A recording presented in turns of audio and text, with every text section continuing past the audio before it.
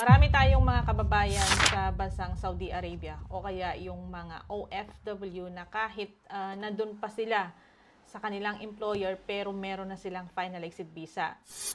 Minsan pa, ang ginagawa ng ibang employer, hinuhurog nila si OFW kahit nagtatrabaho naman si OFW ng maayos. Labag po yan sa karapatan ng isang manggagawa sa bansang Saudi Arabia. Meron po tayong Saudi Labor Law, minsan basahin po natin para maipaglaban po natin ang ating karapatan.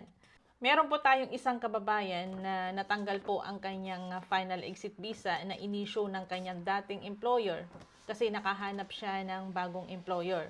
Gusto niyang i-share sa inyo para makatulong sa ating mga kababayan na nagkaroon ng final exit visa pero hindi pa sila umuwi ng Pilipinas. Ano nga ba ang dapat gawin para matanggal ang inisyu or binigay ni dating employer na final exit visa?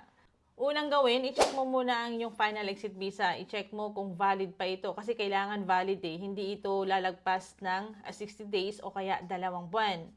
Pangalawa, kailangan mag-submit si OFW o kaya si worker ng request para sa local transfer sa pamamagitan ng Kiwa platform. Pero dito sa process na ito guys, kailangan tulungan kayo ng bago ninyong employer. Dito sa pangatlo, kailangan yung bago ninyong employer gumawa siya ng letter. Then isubmit niya dun sa Ministry of Human Resources and Social and Development.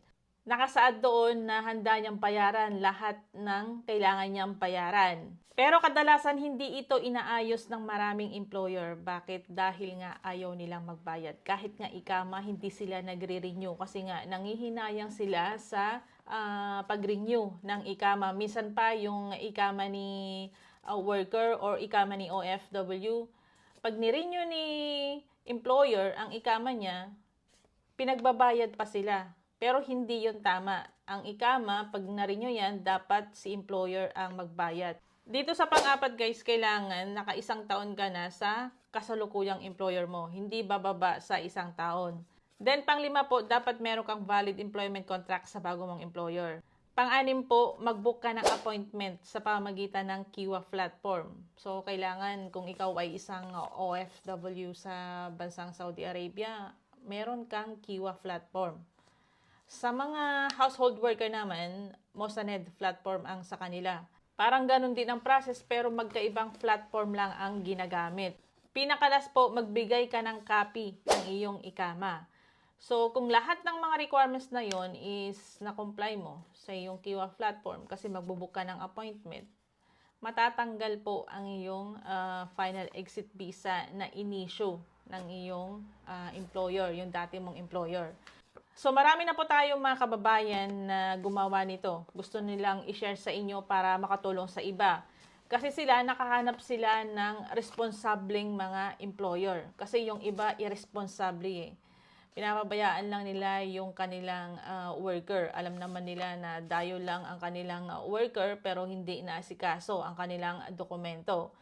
Pero yung iba kasi is maswerte. Minalas man sila sa unang employer, pero dahil ayaw nilang umuwi ng Pilipinas dahil wala silang trabaho doon, sa pangalawang employer, nakahanap naman sila. Kahit binigyan sila ng final exit visa ng una nilang employer, natanggal naman ito dahil inayos nila at tinulungan sila ng bago nilang employer. Kaya mas maganda kung nakahanap kayo ng mga responsableng employer. Kasi aayusin at aayusin talaga ang inyong mga dokumento para maging legal kayo sa ibang bansa. Yung iba nating mga kababayan kawawa talaga. Ang tagal nilang natrabaho sa bansang Saudi Arabia, wala silang ikama. Yung iba naman, expired na. Yung iba naman, hindi makauwi kasi may travel ban. Bakit nga ba nagkakaroon ng travel ban ang isang OFW? Minsan, meron siyang utang na hindi binayaran. Minsan naman, nag-file lang kaso si employer na meron dapat bayaran si OFW na hindi niya na-settle. Minsan kasi ang ibang employer is traidor. Hindi ka lang pumasok ng 1 araw kasi may sakit ka. Ang ginagawa nila, hinuhurog ka, binibigyan ka ng kaso. Pero sa mga ganitong case guys, pwede naman kayong magreklamo or pwede kayong mag-file ng case. Lumapit lamang kayo sa Ministry of Labor ng Saudi Arabia na halimbawa, terminate kayo, hinurog kayo, or ano pa bang kaso ang binigay sa inyo kahit nandun pa kayo sa employer ninyo or nagtatrabaho kayo, pwede naman kayong lumapit sa Ministry of Labor. Mag-file kayo ng case guys. Meron naman kayong Kiwa platform, nandun lahat yung mga instruction kung paano kayo mag-file ng case against po sa employer ninyo. Magkakaroon naman kayo ng hearing. Pero kailangan pag may hearing kayo, umattend kayo hanggang sa mag-settle kayo at maklaim mo kung ano ang karapatan mo. Sa mga domestic workers naman po, Musanet platform ang ginagamit dyan. Pero karamihan sa mga employer ng mga domestic workers, hindi sila nagkakapil. Nakailang employer na si OFW pero ang nakapil sa kanya yung unang employer pa niya. Kaya pag umuwi si OFW, kahit nakailang taon na siya sa pang-apat na employer, binabalik sa agency kasi nga yung employer niya ngayon hindi siya mabigyan ng exit visa kasi nga ang magbibigay sa kanya yung naka-sponsor sa kanya, yung unang employer niya. Kaya si OFW binabalik sa agency. Si agency na ang mag-aasikaso ng dokumento ni OFW para makauwi siya ng Pilipinas. Sobrang hirap talaga ang nararanasan ng ating mga kababayan na domestic workers sa bansang Middle East. Kaya karamihan sa kanila hindi natatapos ang kanilang kontrata. Kadalasan pa sa kanila yung medical nila wini-waiver. Kaya nga, lagi po namin pinapaalala sa inyo, kung alam nyong delikado yung sakit ninyo kahit whenever, kayo na lang ang mismong umayaw.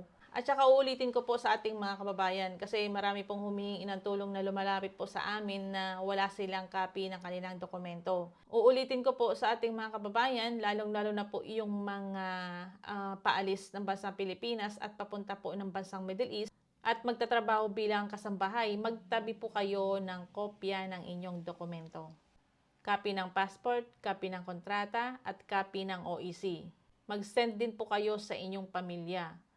Kung sinasabi po ninyo na kinuha ni employer, ayaw ni agency, di ba pag aalis po tayo, dadaan kayo ng airport, ibibigay sa inyo yan. Doon pa lang, picturean nyo na, isave nyo sa inyong cellphone. Kasi hindi po natin alam kung ano ang magiging sitwasyon natin sa ibang bansa. Kasi once po na may nangyari po sa inyo at humingi po kayo ng tulong, hinihingi po ang copy ng inyong passport. Sa pamamagitan po ng inyong passport, makikita po nila ang inyong record.